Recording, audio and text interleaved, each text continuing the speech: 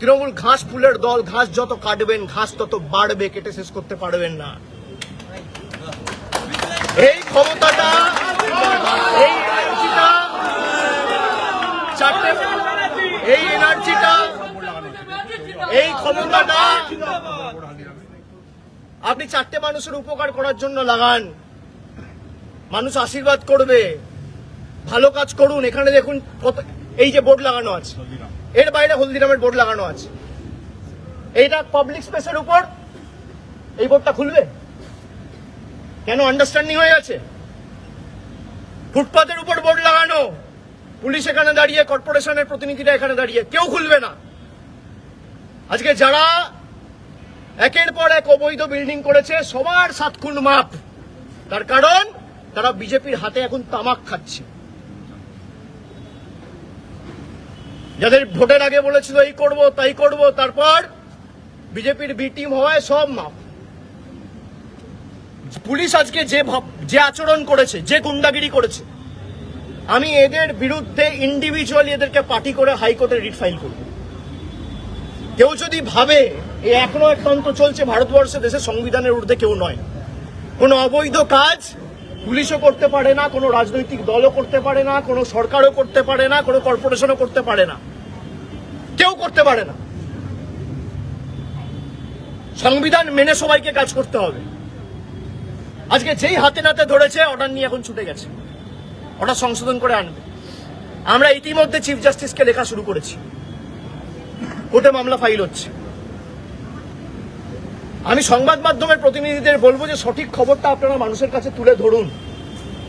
যেভাবে মানুষকে হয়রানি করছে, হেনস্থার শিকার হতে হচ্ছে, বিশেষ করে গরিব, নিম্ন মধ্যবিত্ত, এসসি, এসটি, মাইনরিটি, ওবিসি, একের পর এক বুলডোজার চালিয়ে গরিব মানুষের ঘর ভেঙে দেওয়া, তাদের রুজি রোজগারের উপায়, দোকান পাট সব ভেঙে গুঁড়িয়ে দেওয়া। একটা গরিব মানুষ যদি রাস্তায় রয়েছে, তাকে একটা বাড়ি না দিয়ে বিজেপির নেতারা ভাষণবাজি করছে, সেখানে রাস্তায় দুধ গরম করছে, তার জন্য একটা বাড়ি তো করে দিতে পারো না। মুখ্যমন্ত্রী তৃণমূলের রাজনৈতিক, তৃণমূলের প্রতিনিধি দল গেছে, তারপর মুখ্যমন্ত্রী ডেকে পাঠিয়েছে কেন? মুখ্যমন্ত্রী যদি এই ঘটনাকে সমর্থন না করে, তাহলে অগ্নিমিত্রা পালের বিরুদ্ধে মুখ্যমন্ত্রী ব্যবস্থা নিচ্ছে না কেন? আমার প্রশ্ন। উনি বলছেন, কি বলছেন? আপনি কি তাহলে অবৈধ উচ্ছেদকে, অবৈধ এনক্রোচমেন্টকে সমর্থন করছেন? খুব ভালো প্রশ্ন, রিপাবলিক বাংলা। আমার একটা পাল্টা প্রশ্ন থাকবে, একটা পাল্টা ছোট্ট প্রশ্ন। আপনারাই বলেন, দেশের প্রধানমন্ত্রী নরেন্দ্র মোদী চা বিক্রি করতো রেলওয়ে স্টেশনে। রেলওয়ে স্টেশনটা কি তার সম্পত্তি না পাবলিক সম্পত্তি? এই উত্তরটা দেখ, তারপর আমাকে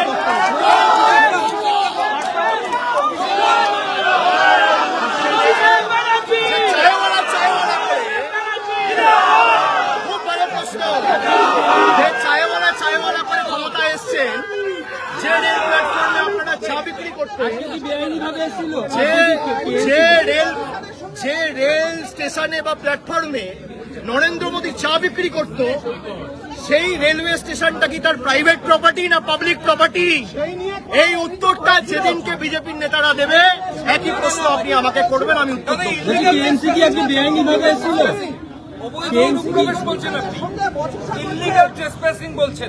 একেবারেই আমি ডিটেলসে বলে দিয়েছি, আপনারা পরে এসছেন, ফুটেজ নিয়ে। আপনি পুলিশ অফিসারের সঙ্গে বচসা করছেন, তাই নাকি?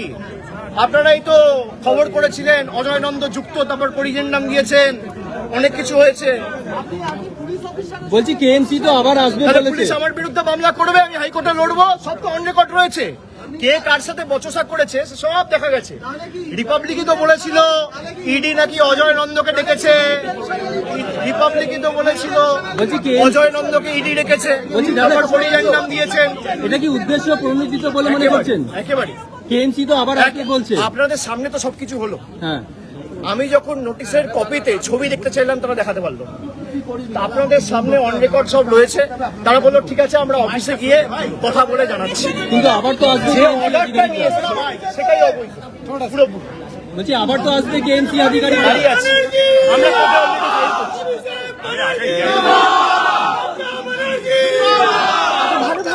দেখতে সাবস্ক্রাইব করুন বাংলা হান্টের ইউটিউব চ্যানেল।